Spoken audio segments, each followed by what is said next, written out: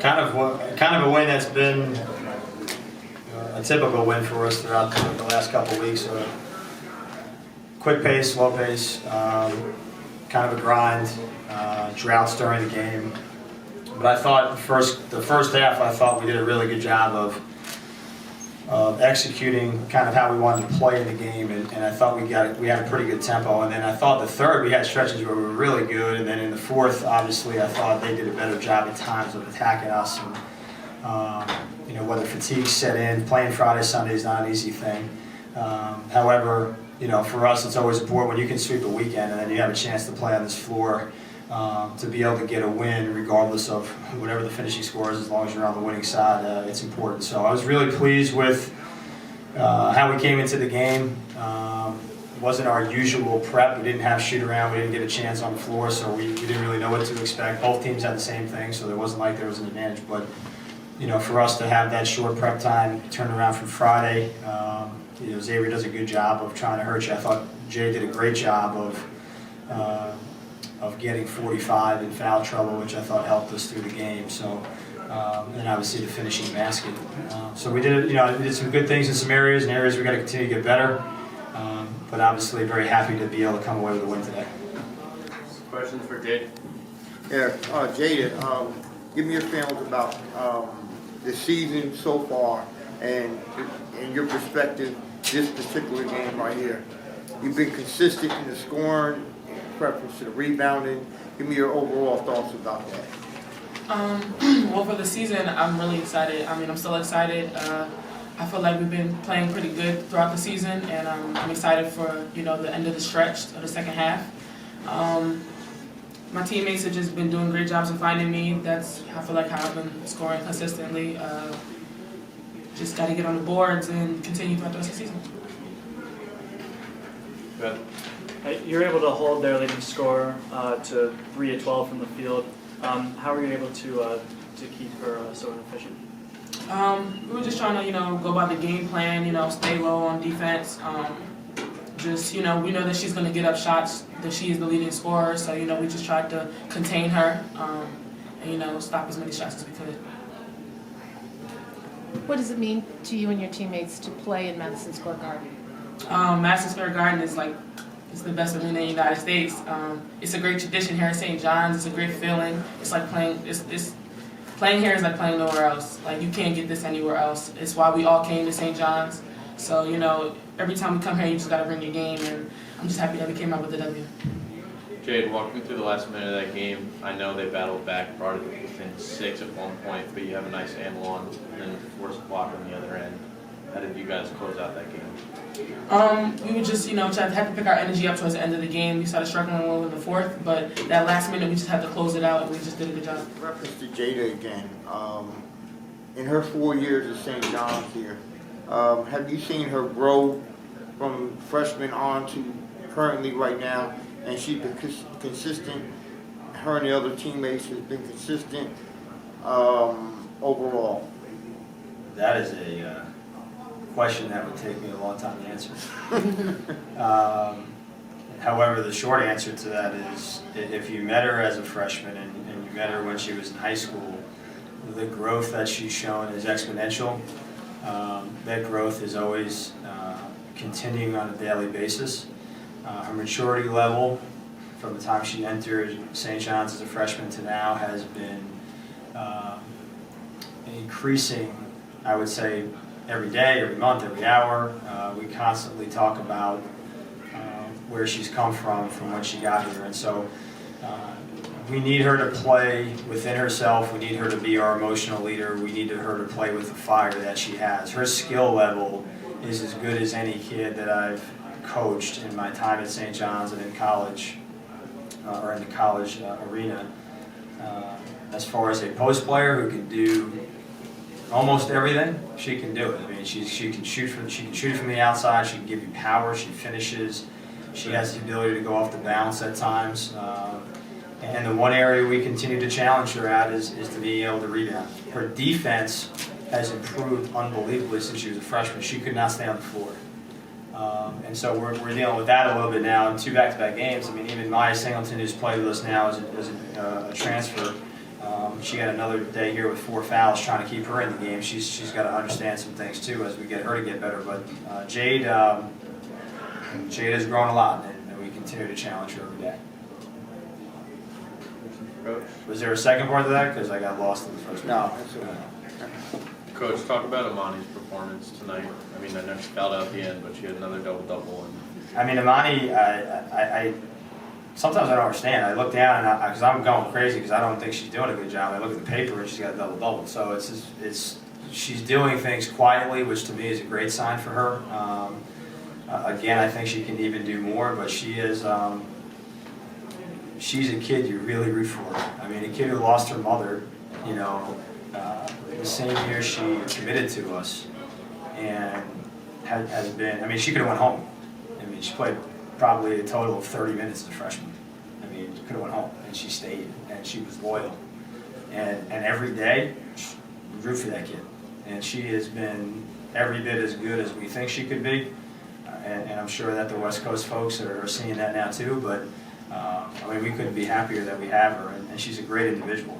I mean, the basketball part doesn't even define the kid overall, because she's just a great person to be around, and has opened up. She used to be the quietest kid on our team, not so much anymore, but just really a kid you root for. I mean, to have a double-double, it is fantastic. Again, she had a game like that against James Madison the day her mom had passed away a couple years ago, and she won the game for us. I mean, she was tremendous. So she's improving every day. I mean, I love what she's doing for us. And with her, Maya, Jade, Jordan, we got a pretty good group.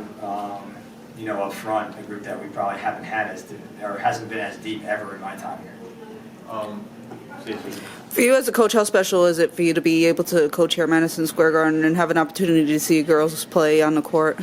Listen, it's every time you get a chance to step on that floor. As a kid, growing up in New York, you used to come in on the train and we'd watch St. John's, or we'd watch the Knicks, the Rangers, and so most of the time you're sitting in the stands. And then to have the opportunity, I think I'm getting close to maybe double digits as far as games played in here. It never gets old. It never gets less exciting. And so, I mean, I sat out there before the game for 10 minutes just to soak it in. I mean, you sit there and you just like, wow. I mean, it's the mecca of sports. I mean, it is what it is. And no one can rival it. No one can try to say they have it, because they don't.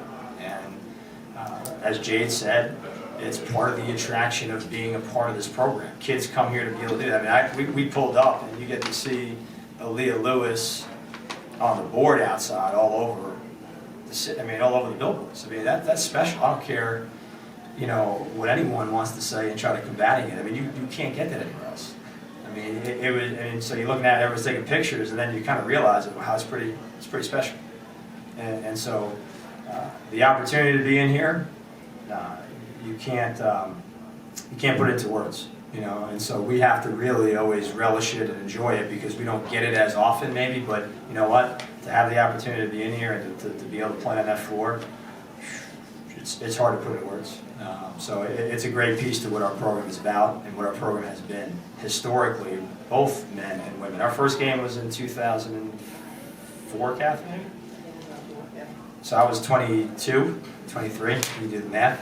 But I mean, that's how long we've been coming in here. And it changed the face and changed what St. John's women's basketball was about, because of the support that our administration had put in, the support of the Big East, the support of the Garden, and so we truly appreciate that every chance we get.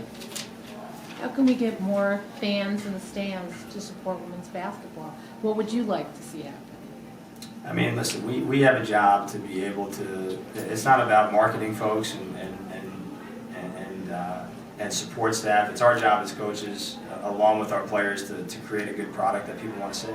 And I think we have to continue to build off that. I think we've got to continue to build, our fan base. I mean, young kids are playing. Young kids want to be at the game. You know how many games there were today? High school games? I mean, 1,000.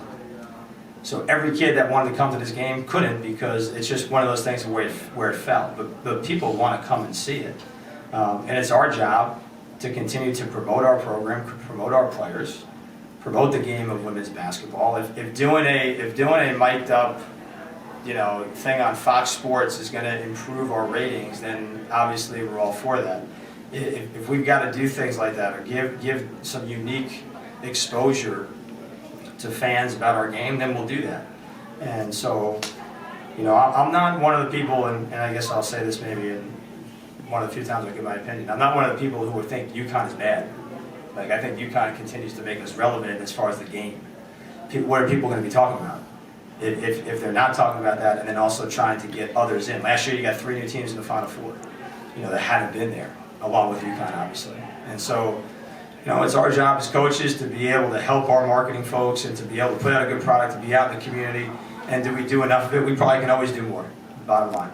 You know, I mean, I don't care, I'll be honest with you, as much as I want that filled, I mean, the opportunity to be here in the first place is important. Secondly, we have to be able to sell our product and get people in the stands to be able to watch us. And not just say, yeah, hey, we'll be there in the second half, you know, and be there throughout the game. And listen, it's been a challenge. It's a challenge for our whole game. I mean, you can look at South Carolina, you can look at UConn, they sell out. If you look across the country, other attendance, some of them have just built-in fan bases. We have to continue to work on ours. Everybody in our league does. Our attendance has grown, by the way, believe it or not, in the last few years. Our numbers are up. It almost doubled from a year ago at home. So we're doing some things that are improving.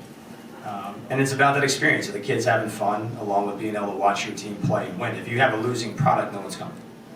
And Well, it's a huge motivator to play here, no doubt. I would think so. Yeah, I mean, you know, and so these kids, I mean, think about those kids in the locker room. Think about the kids in the locker room for Xavier. To have that experience, regardless of win or loss, to be able to go home or tell their kids or tell their family about their experience to play here.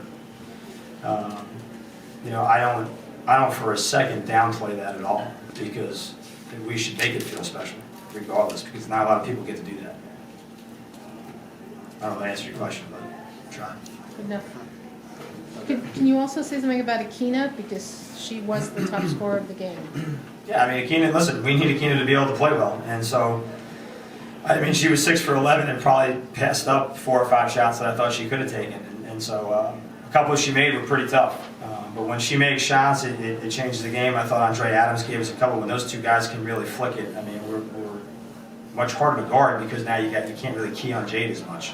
But Akina's been really good. I mean, you know, she's been able to get to the line. I mean, she was 4 for 6. You know, 6 of 11 for the field, where she's mixing it up now, where she's getting to the rim, and she's also able to knock down a 3. So, you know, she came in as a scorer. she came in as a scorer, but I mean, she can score from all over the place. So I was pleased with her, and her defense has really improved. That was the biggest area from last year that we needed to improve on. So I was happy with how she played today. One last question. Building off this win, what are some goals you have for the team for the rest of the season? I mean, we got to improve. I mean, 17 turnovers is no good, and so we try to.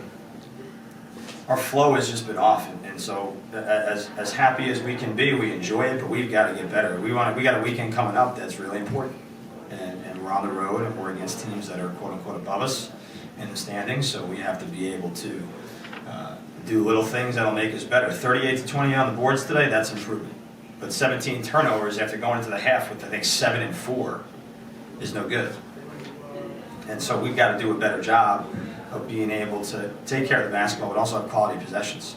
I mean, offensively, we go through these droughts because we make poor decisions at times. We become stagnant. We can't get to the free throw line. We can't manufacture points. I mean, and that's the biggest difference. You're used to seeing the kids flying to the rim. We're not the same build as we were in prior years. And so we've got to continue to move the basketball and share it and do a better job. So, you know, I mean, we've got to continue to play tough. I mean, the one thing I love about this group, they play hard. Like, they will play hard, they'll compete. I'm not worried about them competing, but you got to play hard, you got to play smart. It can't be one. And so, to their credit, they grind it, and so you just take this win, you know, put it in your pocket. We got to move forward, get ready, and get better this week to get ready for DePaul and Marquette.